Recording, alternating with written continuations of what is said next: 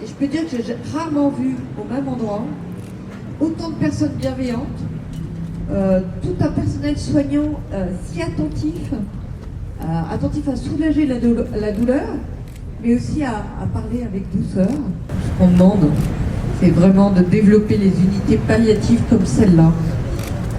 Tous les grands malades devraient pouvoir bénéficier des soins que cette personne de ma famille a reçus. Je voudrais effectivement attirer l'attention des parlementaires, mais aussi de chacun sur l'emploi des mots justes. Et, on en a parlé là, il n'y a pas longtemps, mais effectivement je trouve que les mots employés dans les nouvelles directives qui risquent d'être votées, ces mots, ces termes ne sont pas clairs. On parle de sédation irréversible, mais moi quand j'en arriverai là, ce que je voudrais c'est qu'il y ait une sédation, qu'elle soit douce et qu'elle ne m'empêche pas de parler à mes enfants, à ma famille, à mon mari, ou si je ne peux pas leur parler, au moins de sentir leurs mains dans la mienne. Et je ne parle pas que pour moi, j'ai parlé vraiment avec beaucoup de gens autour de moi, de ces sujets, parce que nous on parle de tout, hein, on n'a pas de barrière, donc ces sujets-là on en parle souvent. Et les messages qu'ils m'ont confiés, c'est que c'est toujours le même. Dis-leur que je veux mourir de façon naturelle, avec tout ce qui peut soulager la souffrance, et de ne pas aller trop loin. Je ne veux pas manquer ma mort. Voilà, merci de m'avoir écouté. J'espère que les parlementaires vont faire autant. Merci beaucoup. Merci beaucoup, Graciane, pour votre témoignage. Et merci aussi à tous ceux qui sont là. Plus on se retourne, plus on voit que ça va de plus en plus loin. Donc c'est génial, continuez. Je passe la parole maintenant au docteur Pourchet, qui travaille en soins palliatifs et qui va pouvoir nous parler de sa pratique, de ce qu'il voit tous les jours et de son avis sur la proposition de loi. Oui, bonjour, merci de votre invitation. J'ai dirigé une unité de soins palliatifs pendant de nombreuses années. Aujourd'hui, j'interviens plutôt au domicile et donc auprès de patients et leurs familles qui sont atteints de maladies graves. Et j'étais très touché par ce que vous venez de dire, madame, non seulement de ce que vous vivez et de ce dont vous avez été le témoin dans les unités. En tout cas, les équipes de soins palliatifs ont fort à cœur justement de construire, de nourrir le niveau de dialogue avec les patients, avec les familles que vous décrivez, parce que personne ne sait ce que veut dire bien mourir et que on fait comme on peut, du mieux qu'on peut. La médecine là-dedans a sa place, elle a certaines réponses, sûrement pas toutes. Et la raison de ma présence aujourd'hui, c'est que autant en 2005, lorsque la loi Leonetti a été adoptée, elle a été adoptée avec une unanimité des représentations parlementaires nationales. Et aujourd'hui, 2015, 10 ans plus tard, on est dans une autre unanimité, c'est celle de vous ici présents, c'est celle un peu plus tard de l'ADMD, un peu plus loin, qui manifeste de la même façon son profond désaccord, c'est celle d'un certain nombre de parlementaires qui sont en désaccord avec cette loi, c'est celle de l'Académie de médecine qui montre son désaccord, c'est celle d'un certain nombre de médecins, de professeurs d'université qui témoignent également de leur désaccord. Et donc je suis venu ajouter mon désaccord à tous ceux précédemment cités, parce que cette loi, vous l'avez dit, est une loi extrêmement confuse. À force, et peut-être l'intention était-elle bonne, en tout cas je le pense, à force de vouloir dire oui à tout le monde, elle produit un texte dont l'interprétation sur le terrain sera impossible, pour pas dire contre-productive. Les manifestations auxquelles nous assistons aujourd'hui, les prises de position très contrastées pour le moins, auxquelles nous assistons aujourd'hui, imaginez-vous les mêmes conflits, les mêmes contradictions, les mêmes oppositions au chevet du patient, entre le patient, sa famille, les soignants qu'il soigne. Est-ce que dans ce temps j'ose dire, compté de la maladie grave, des symptômes difficiles à soulager, est-ce que ce temps-là est un temps dans lequel on doit faire de l'explication de texte entre ceux qui comprennent telle chose de la loi et ceux qui comprendront son contraire, ou est-ce que c'est un temps où l'urgence, la priorité, est aux soins, au soulagement et à la construction de ce lien de confiance, ce qu'on appelle l'alliance thérapeutique, qui est à la base de l'efficacité des soins palliatifs. Je pense que cette proposition de loi passe à côté de sa priorité. Sa priorité nous vient d'être rappelée depuis 2012, la fin du programme de développement des soins palliatifs précédent. Il n'y a pas eu de grande volonté nationale concrète manifestée pour le développement des soins palliatifs. Des déclarations d'intention, et c'est encore heureux,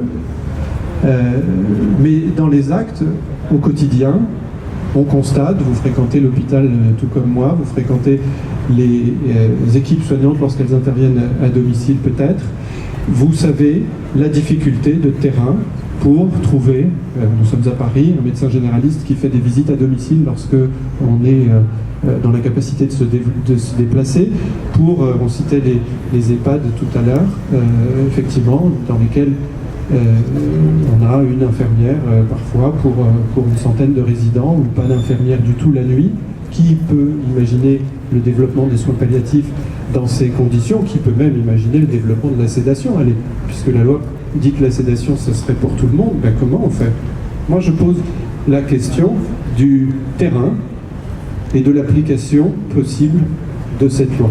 Donc, cette loi qui passe à côté, elle passe à côté de tout ce que, depuis 2012, les différents rapports qui ont été commandités, que ce soit le rapport CITAR, que ce soit le rapport du Conseil consultatif national d'éthique, que ce soit les commissions citoyennes, chacune ont pointé l'insuffisance criante de développement des soins palliatifs en France.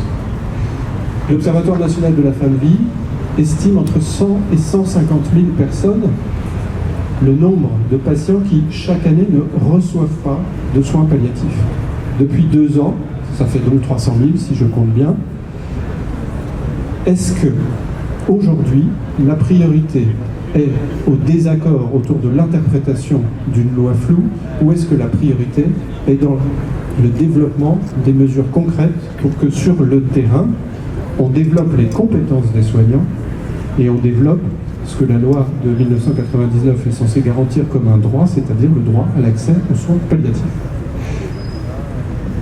Dernier mot sur la sédation. La sédation, elle est pratiquée par les équipes de soins palliatifs comme un traitement lorsque ce traitement a des chances d'être efficace, c'est-à-dire a des chances de soulager le symptôme dont le patient souffre. À ce titre, il est crucial que la sédation soit utilisée et se développe. Partout ailleurs, lorsqu'elle est présentée, lorsque la sédation est présentée comme un remède miraculeux et universel à la souffrance ou à l'agonie, alors je pense qu'on sort de la médecine, parce que la médecine n'utilise pas des promesses qu'elle ne peut pas tenir. En tout cas, sa base scientifique lui évite de ce genre de dérive. La sédation, depuis 2000, fait l'objet de recommandations par la Société française d'accompagnement et de soins palliatifs. Ces recommandations, on en trouve l'équivalent par les sociétés européennes de soins palliatifs. On sait comment utiliser les produits, dans quelles circonstances elles rendent service aux patients, et en dehors de cela, on sait que ce n'est plus de la médecine. S'il y a la place pour ouvrir un débat national et citoyen sur ces questions, alors c'est aux politiques d'oser le faire, mais je ne pense pas qu'on puisse faire de la bonne politique sur des piliers de mauvaise médecine. La sédation, quelle que soit sa forme, devra et doit d'ores et déjà s'appuyer sur des soignants formés et compétents. Au jour d'aujourd'hui, les rapports pointent que les équipes sont insuffisamment formées aux soins palliatifs. Comment imaginer développer la sédation intelligente dans ces conditions? Les risques de dérive sont donc manifestes, et c'est la raison de ma présence aujourd'hui. Je pense que la médecine a d'autres choses à offrir aux patients qui souffrent, aux familles qui accompagnent les patients malades, atteints de maladies graves. La médecine peut aider, soulager, et c'est avec la connaissance de ses zones d'efficacité et de ses limites qu'elle peut être un acteur utile dans ce qui reste une confrontation très énigmatique pour chacun d'entre nous à la maladie grave et à notre propre questionnement vis-à-vis de ce que serait bien mourir. Je vous remercie. Merci Dr Pourchet pour votre témoignage qui est vraiment ancré dans la pratique et qui nous montre justement les conséquences concrètes qu'aurait cette proposition de loi. Voilà, en parlant de concret, donc c'est vraiment là qu'on demande, nous, une amélioration sur un investissement financier conséquent de la part des politiques et une amélioration de la formation des soignants. Pour vous donner une petite ordre d'idée, notre association a fait une enquête sur 32 facs de médecine en France à la question comment qualifierez-vous la formation aux soins palliatifs donc, que vous recevez pour les étudiants en médecine. 0% répondent bonne, 56% répondent très insuffisante et 31% répondent aucune. Voilà, donc ce sont les chiffres qui parlent et on sent qu'il y a une vraie urgence d'améliorer notre formation. Je laisse la parole à Blandine qui est infirmière en soins palliatifs, qui fait un travail remarquable, j'imagine, parce que d'écoute et de disponibilité auprès des patients et qui va donc nous apporter son expérience personnelle. Merci. Bonjour à tous. Alors oui, j'interviens en tant qu'infirmière en soins palliatifs parce que on est un petit peu au cœur du dispositif. On est quand même 600 000 infirmières en France. Si on met à part les infirmières scolaires qui a priori ne seront pas concernées, on va être 580 000 infirmières à être concernées par ce projet de loi. Pourquoi on est au cœur du dispositif? Parce que c'est nous qui sommes au quotidien, jour et nuit, avec les patients. C'est nous qui serrons les mains, qu'ils nous tendent dans leurs angoisses, dans leurs souffrances. Nous sommes les yeux qui pleurent avec ceux qui sont tristes, qui pleurent. Nous sommes les sourires qu'on essaye d'apporter pour apaiser. Nous sommes les oreilles qui écoutent quand ils parlent. Et en soins palliatifs, il ne faut pas croire que c'est le grand silence. On parle beaucoup. Et comme nous sommes là et que nous ne portons pas de jugement, les patients nous parlent beaucoup. Et nous sommes là, bien sûr, pour les écouter. Et quand j'ai préparé ce petit speech, j'ai pas voulu faire de grands mots, de grands chiffres. J'ai eu en tête une image, une personne dont je voudrais faire part brièvement de son petit parcours.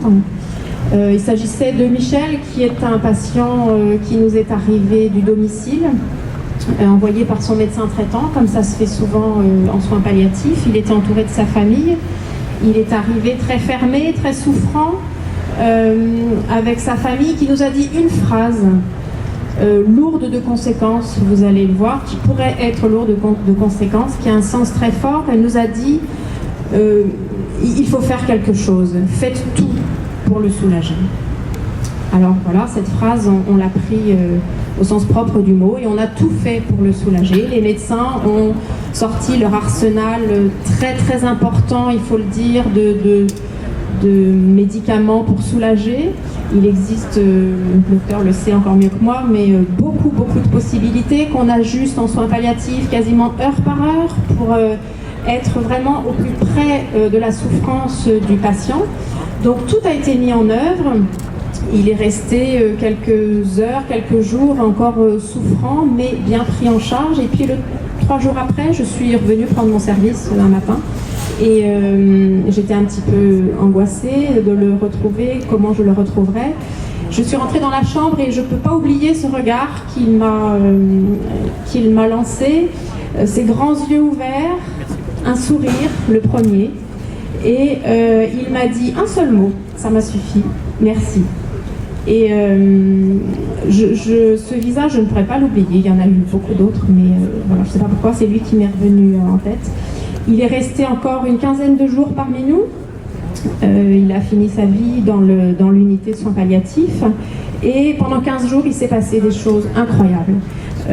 Il a revu une fille qui était un peu brouillée avec lui depuis des années, qui ne lui parlait plus, qui a eu le temps de revenir du bout du monde où elle était allée se réfugier. Il a parlé avec des frères et sœurs de choses importantes. Il a transmis des choses à ses petits-enfants. Il a été, c'est vrai qu'il avait beaucoup de famille, il avait de la chance, très entouré par sa famille. Et voilà, et je me suis dit, après coup, on en a reparlé en équipe, comme on le fait souvent, et enfin tout le temps même. Après chaque décès, on se parle un petit peu pour essayer de voir ce qui s'est bien passé ou ce qui s'est mal passé. Et là, ce qui a été flagrant pour toute l'équipe soignante, depuis la dame qui fait le ménage jusqu'au médecin, chef de service, c'est vraiment que ces 15 jours avaient été capitaux dans sa vie. Et nous, en tant qu'infirmières, ce qu'on ne veut pas, c'est qu'on vole à ses patients ces dernières heures, ces derniers jours, ces dernières semaines si importantes. Voilà. Donc voilà, c'était ce petit témoignage que je voulais vous apporter. Et aussi, peut-être, je vais finir avec une phrase que le professeur Bernard, un cancérologue, a dit il y a quelques années, qui est vraiment pour moi ce qui me fait me lever tous les matins et me fait aimer mon métier. Je suis là pour apporter de la vie au jour quand on ne peut plus apporter de jour à la vie.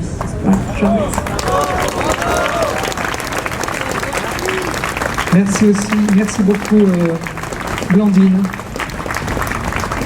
qui représente une profession dont nous avons grand besoin, à la fois dans les hôpitaux, dans les EHPAD.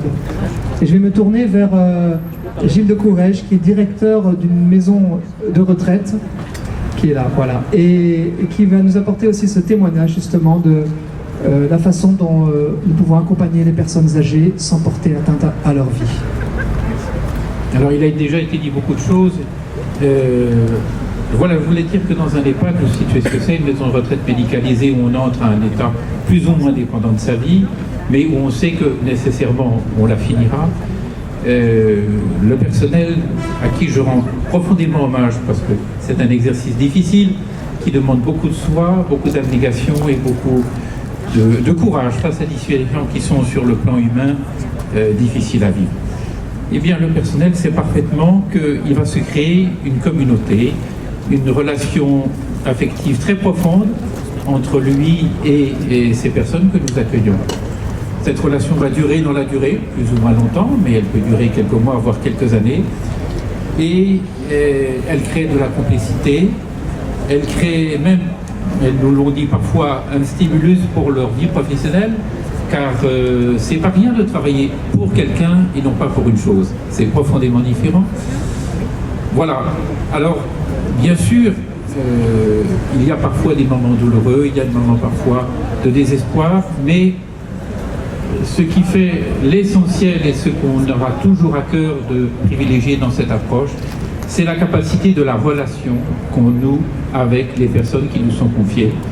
Le soin, certes, est essentiel. Certes, la lutte contre la douleur est très importante, mais on est là dans les moyens, et les moyens aujourd'hui, on le sait, peuvent être résolus avec les appuis qui conviennent. Par contre, ce qui est l'essentiel et la grandeur de l'homme, qu'on aura à cœur de défendre jusqu'au bout, c'est cette possibilité que l'on laisse au temps de garder le moment, de dire l'essentiel de ce qu'a été sa vie, de faire partager aux proches, à ses enfants, à tout ami qui vient vous voir, ce que l'on est, ce que l'on espère, et la façon dont on aborde ces derniers instants. Et ça, c'est la grandeur de la vie. La vie n'a pas à être maîtrisée ni programmée. La mort fait partie de la vie, nous le savons tous, et il nous faut accepter cet inconnu. Et c'est ce que la civilisation actuelle a beaucoup de mal à accepter. Merci beaucoup, merci pour ce travail. Merci aussi de nous alerter. Chers amis, vous avez été extrêmement nombreux à répondre à cet appel que nous avons lancé il y a quelques jours à peine, d'être présents aux abords de l'hémicycle, Nous avons entendu des parlementaires, nous avons entendu des témoins concernés, nous avons entendu au tout début notre parrain Philippe Pozzo di Borgo qui nous a adressé un poignant message de là où il vit. Et nous le redisons, notre vigilance est absolument absolue. Nous nous réservons, en fonction des débats, la possibilité de vous annoncer, en fonction de ce qui aura été finalement décidé dans les jours qui viennent, une mobilisation nationale qui pourrait avoir lieu un dimanche du mois d'avril, sans doute le 12. Donc retenez cette date, car nous ne pouvons pas laisser passer sans nous mobiliser, sans mobiliser les foules qui auront pris conscience de l'enjeu grâce à vous, grâce à tous les témoins qui, depuis 2 ou 3 jours, se lèvent un peu partout dans les médias. Si vous suivez l'actualité dans les grands quotidiens, vous apercevez que des voix multiples, professionnelles, médicales, des autorités morales se lèvent aujourd'hui pour que nous ne subissions pas un piège, un choix truqué entre souffrir et mourir, dont notre grand mouvement unitaire auquel notre grand mouvement unitaire apporte une réponse toute simple avec son libellé: soulager, mais pas tuer. Restons donc fortement mobilisés et un grand merci à Alix. Tu pourras peut-être avoir le mot de la conclusion pour les soigner dans la dignité. Je vais te laisser le mot de la conclusion et pour moi en tout cas, un grand merci à tous et à bientôt. Voilà, restez mobilisés, continuez à montrer qu'on est tous concernés par la fin de vie et qu'on a tous à réfléchir à ces questions. Donc même si les députés, c'est aux députés que revient la décision finale, eh bien montrez-leur que votre voix compte et que vous êtes présents dans ce débat. Merci.